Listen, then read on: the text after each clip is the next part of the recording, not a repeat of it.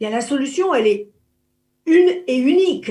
C'est que jusqu'à présent, il faut dire la vérité, c'est que les vaccins marchent.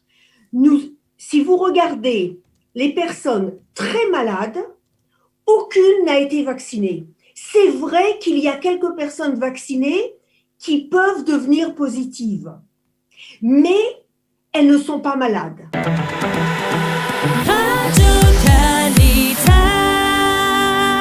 Professeur Élise Brézis, bonjour, Boker Tov. Boker Tov.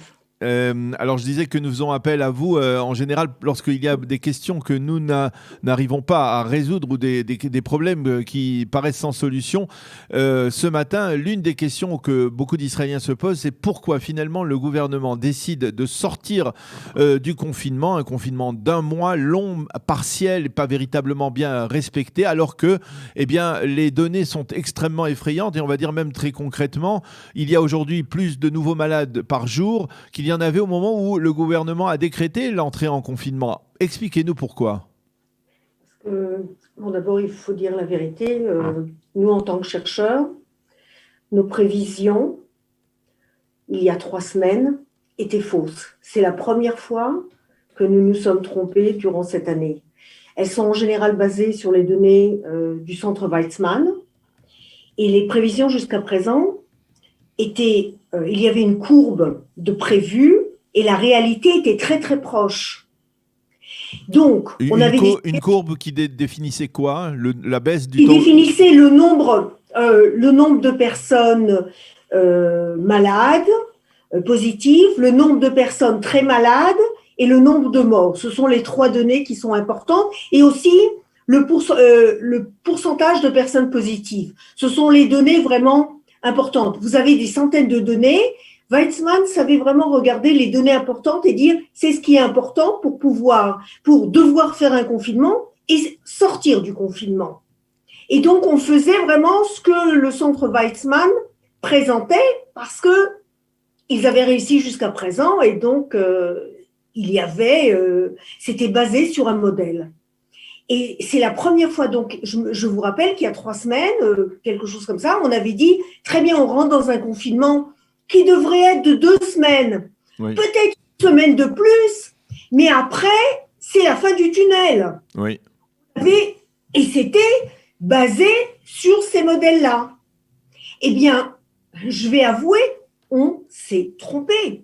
Et lorsqu'on se trompe, eh bien, on ne peut pas continuer à dire on va continuer à faire la même chose et finalement ça va marcher. Et c'est là le problème. Et donc on a commencé à analyser, les épidémiologues ont commencé à analyser qu'est-ce qui ne marchait pas, ouais. Et pourquoi ça ne marchait pas. Alors, et on a compris 2 choses, ou 3 choses si vous voulez. La première, c'est qu'effectivement, ces variants, cette mutation anglaise, ces variants, ont changé la donne complètement. Et non seulement le nombre de personnes positives est beaucoup plus élevé, c'est beaucoup plus rapide et il semble, on n'ose pas tellement le dire, mais il semble que la maladie soit bien plus grave. Parce que si vous regardez les données maintenant, la moitié des malades très graves ont moins de 50 ans. 2 tiers ont moins de 60 ans. Or, ce que nous avons voulu vacciner, c'est les 60 plus. Mmh. Et donc, c'était tout à fait une politique qui devait être efficace, qui était rationnelle, étant donné ce qu'on savait. Mais tout a été changé. Et à partir de ce moment-là, il faut réfléchir donc quelle est la meilleure politique. Et nous nous trouvons effectivement devant le fait que, bien qu'on ait un confinement qui soit, et c'est du n'importe quoi, j'en parlais dans une seconde, vous avez, quelle est la donnée importante par rapport au confinement? C'est le nombre, c'est le pourcentage de positifs. Mmh. Or, le pourcentage de positifs, ce matin, c'est 9,3%. Et il a augmenté. Il a augmenté. Non, il est tout le temps autour du 10, disons. Oui, mais il était de 6% il y a un mois. Vous avez raison. Mais quelle est la différence? C'est qu'entre-temps, le variant anglais est rentré complètement en Israël et c'est lui, tout le monde, c'est maintenant que le variant anglais. Vous dites en fait que il y a eu du retard à l'allumage au niveau de la fermeture de l'aéroport. On aurait dû fermer l'aéroport beaucoup plus tôt. C'est pas évident. Dubaï, j'ai fait la liste des raisons pour lesquelles nous sommes dans ce chaos. Le premier, c'est Dubaï et la Turquie. Ensuite, les États-Unis, où les gens qui viennent sont malades, mais eux n'ont probablement pas le variant. Mais Dubaï, c'est 100% le variant anglais, et ainsi que la Turquie.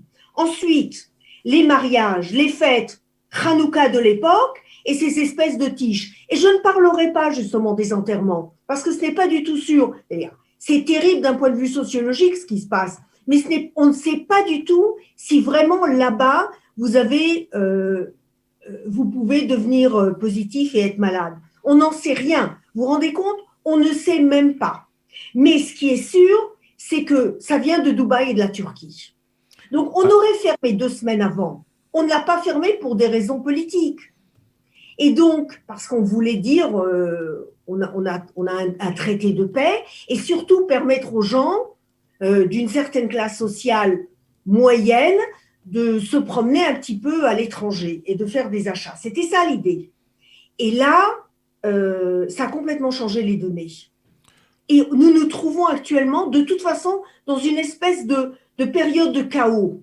Alors, et donc, alors, à quoi ça sert de faire un confinement si ceux qui sont confinés sont ceux qui sont en général dans des villes vertes ou dans des villes oranges? À Tel Aviv, vous arrêtez des gens qui sont en train de faire du yoga, 2 personnes, alors que vous savez très bien qu'on ne va arrêter personne ni dans des villes arabes, ni dans des villes ultra-religieuses, ultra-orthodoxes, et c'est là-bas qu'est le problème, mais pas que là. Alors, est-ce que ça veut dire que la solution aujourd'hui, c'est ce qu'avait appelé le professeur Gamzou les fameux feux rouges, le Ramsor, c'est-à-dire une application différentielle, c'est-à-dire en fonction du taux de contamination dans les villes? Ben, c'est évident.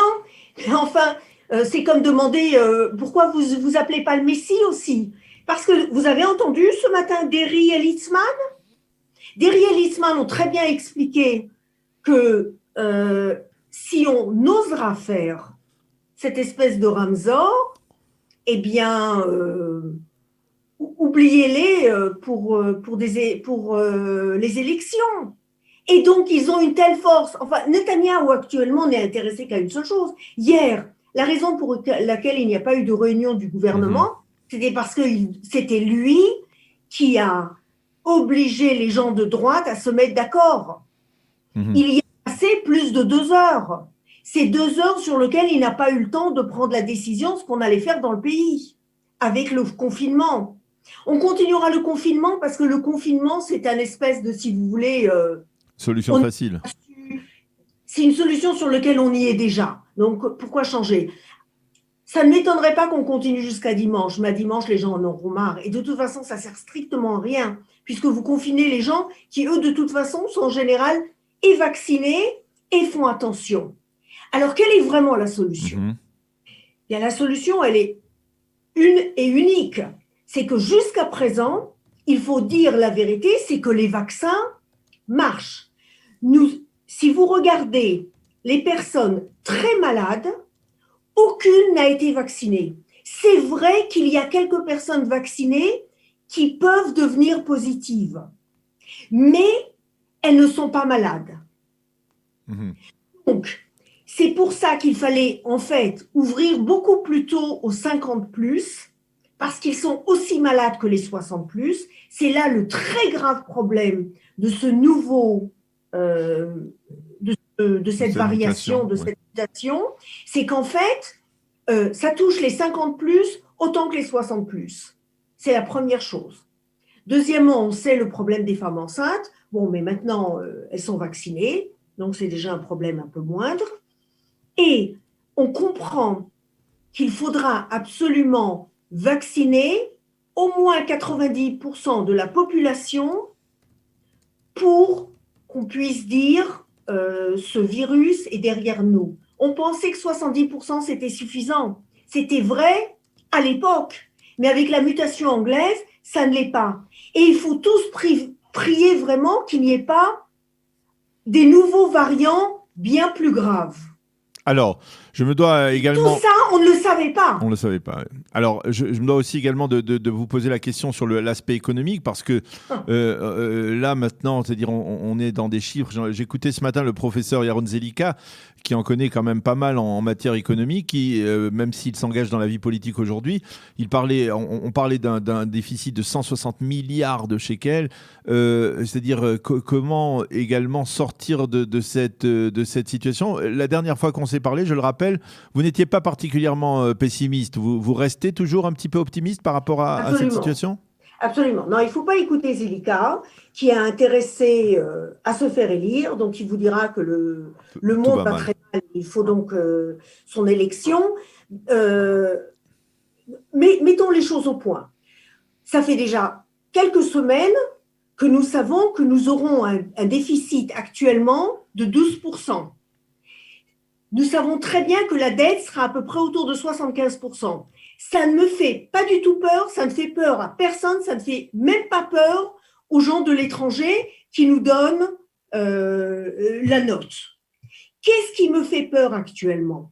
Ce qui me fait peur actuellement, c'est que le ministre des Finances, contre les économistes du ministère des Finances, sont en train de jeter de l'argent par les fenêtres et de le donner de manière, puisqu'il n'y a pas de budget, eh bien tout simplement ce qu'on fait, c'est qu'on fait une boîte, on met l'argent dedans et on la donne à ceux qui crient le plus fort. Derry vient de recevoir 700 millions, on ne sait même pas où ils vont. Litzman est en train de parler de 2 milliards, on ne sait pas où ça va. Je blague en disant on ne sait pas où ça va. On sait très bien où ça va, ok ? Mais on ne peut rien faire puisque nous sommes en période d'élection. Alors là, c'est vraiment 3 milliards volés. Il n'y a pas d'autre mot. 3 milliards volés des gens qui vont payer les impôts dans quelques années. Et là, cette débandade-là, il y a 2-3 semaines, je ne pensais pas qu'on arriverait à ce point de chaos où de toute façon, tout le monde se dit on a les élections, ce qu'il faut, c'est passer les élections. Donc, je n'ai pas du tout peur de ce 12% de déficit. Là n'est pas le problème. Le problème est que l'argent est actuellement donné de façon qui n'est pas rationnelle. C'est le problème. Eh bien, professeur Élise Brésis, comme d'habitude, vous avez bien répondu à nos questions et nous avez au moins apporté des éléments de réponse à cette situation effectivement extrêmement chaotique. Merci beaucoup d'avoir été avec nous ce matin sur Studio Kalita. Bonne journée, bonne continuation. Bonne journée.